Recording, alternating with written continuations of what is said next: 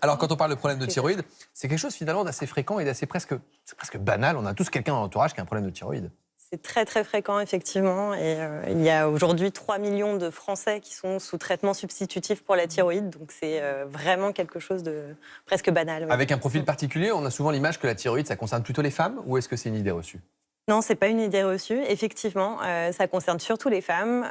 Pour l'hypothyroïdie, presque 10 fois plus les femmes que les hommes, et pour l'hyperthyroïdie, presque 5 fois plus les femmes que les hommes. 5 à 10 fois plus les femmes que les hommes. Alors, on va répondre à toutes vos questions, mais un brin d'anatomie, parce qu'on est quand même au MAC de la santé. On va vous rappeler le fonctionnement de la thyroïde. La thyroïde, c'est une petite glande située à la base du cou, au niveau du cartilage, notamment la fameuse pomme d'Adam, et elle est protégée en principe et vous ne pouvez pas la sentir. Elle a une forme particulière, on dit en aile de papillon, puisqu'elle contient 2 lobes qui sont reliés au centre par ce qu'on appelle un isthme. Et cette thyroïde, elle est sous la dépendance notamment d'une glande dans le cerveau qui lui dit quand est-ce et comment elle doit fonctionner. Une fois que le cerveau stimule la glande thyroïdienne, elle va produire les fameuses hormones thyroïdiennes. Et la thyroïde, c'est en quelque sorte le thermostat de l'organisme et elle régule l'ensemble des fonctions. On va parler de la fréquence cardiaque, du tube digestif, des humeurs, de la peau. Et par conséquent, on comprend que les symptômes de thyroïde peuvent être divers et variés. On a Nancy qui nous dit qu'elle a eu des palpitations. Elle perd du poids, elle dort mal. Elle nous demande si ça peut venir de la thyroïde. Il faut se poser de la question dans ce cas-là, effectivement. En effet, un dosage de TSH, une prise de sang, permettrait de savoir si oui ou non elle a une hyperthyroïdie. Le diagnostic commence par ça, une prise de sang faite par le médecin généraliste. Tout à fait.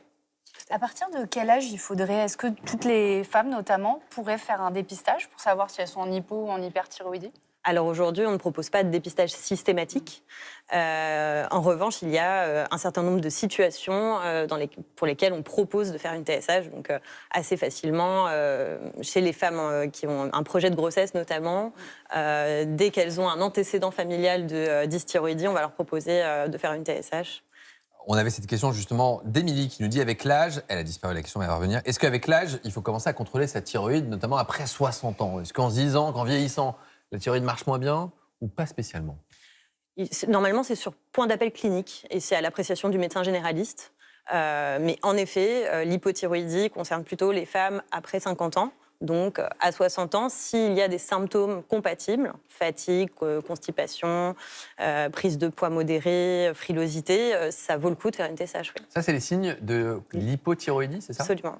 On a une question de Marion qui demande si ça peut être héréditaire. Sa maman a des problèmes de thyroïde, sa tante a eu un cancer, elle nous demande si elle doit s'inquiéter de sa thyroïde. Alors, ce n'est pas héréditaire à proprement parler, mais par contre, en effet, il y a des terrains. Lorsqu'il y a des maladies auto-immunes dans la famille, on est plus sujet à faire une maladie auto-immune. Ce n'est pas transmissible de père en fils ou de mère en fille. Dans quelques instants, on a un reportage où la mère et la fille ont des problèmes de thyroïde et vous allez voir que les problèmes ne sont pas du tout les mêmes. On nous demande s'il y a toujours des signes visibles au niveau du cou lorsque la thyroïde est malade. Et c'est vrai que souvent les médecins généralistes commencent par palper et rechercher ce qu'on appelle le goitre. Alors, pas toujours. Il n'y a pas toujours de signes visibles à l'œil nu. Par contre, en effet, dès lors qu'il y a une suspicion de trouble de la thyroïde, il faut regarder s'il y a un goitre. Le goitre, c'est simplement une augmentation du volume thyroïdien. C'est ce qu'on voit à l'image, mais là, c'est une version très caricaturale. Il est rare d'avoir ce qu'on appelle un goitre aussi important. C'est pas si rare que ça se voit. De gros goitres comme ça? Alors celui-ci, je le trouve pas si gros, mais après j'ai peut-être une déformation professionnelle, mais en effet, voilà, c'est pas si rare, mais c'est hyper important ce que vous dites, parce que vous êtes endocrinologue à l'hôpital. Oui. Quand est-ce qu'on sait qu'on doit aller voir le généraliste ou solliciter un endocrinologue de ville ou d'hôpital? Parce que forcément, il n'y a pas beaucoup d'endocrinologues, donc il faut qu'on puisse vous laisser peut-être voir les cas les plus graves, entre guillemets.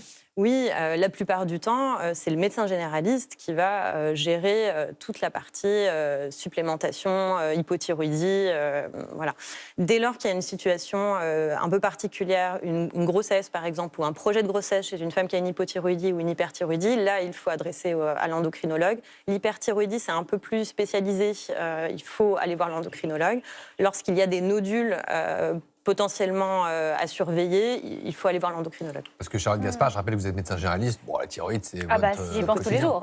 Exactement. Et puis on connaît bien nos patients, donc le goitre, effectivement, des fois, il est tout petit, c'est-à-dire que j'observe les gens et je me dis, mais c'est étonnant, la thyroïde est pas la taille habituelle. Et donc là, je vais avoir le regard, effectivement, on est la première porte d'entrée, effectivement, pour le diagnostic. Vous avez pas... Pardon, allez-y, Aline. Non, mais je me demandais comment on pouvait faire pour prévenir, pour se protéger, pour ne jamais avoir ce problème-là. Alors malheureusement, il n'y a pas aujourd'hui de moyen de prévention à ma connaissance pour tous les problèmes de thyroïde.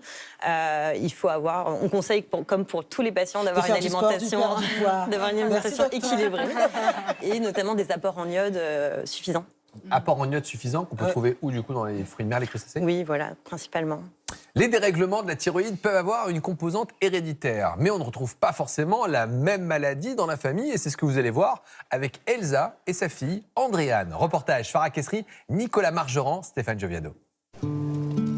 On a pris de la viande, des légumes, des œufs, on a pris des féculents. Okay.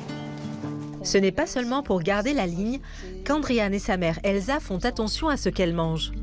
Voilà, c'est 100% d'amandes, il n'y a rien de rajouté. Super. Pas de sel surtout. Chez elle, c'est devenu une nécessité, car toutes les deux partagent un même problème de santé, un dérèglement de la thyroïde. On essaye de trouver des aliments qui permettent la satiété, voilà, pour qu'elle n'ait pas de fringales, parce que c'est un des symptômes. C'est un des symptômes. Une maladie commune, mais qui s'exprime différemment chez la mère et la fille. Ma thyroïde ne fonctionne plus depuis plusieurs années, donc elle a besoin d'hormones thyroïdiennes pour faire son travail. Moi, ma thyroïde, elle fonctionne trop, donc il faut des antithyroïdiens de synthèse pour diminuer la production d'hormones. Mais ce n'est pas si simple pour Andréane. Sa maladie s'est déclarée l'été dernier et contrairement à sa mère, son traitement n'est pas encore stabilisé. Elle doit donc faire des prises de sang toutes les 2 semaines. Et là, sur ma prise de sang fin août... La première, en fait. Ouais, ma thyroïde, la TSH, elle était à 0,0005. Elle était indétectable sur celle-là, quoi. Alors qu'en novembre, l'hormone de thyroïde était remontée à 4,79. Et en fait, ma thyroïde, elle change toutes les 2 semaines, la prise de sang, elle est différente. Donc à chaque fois, il faut rechanger les médicaments.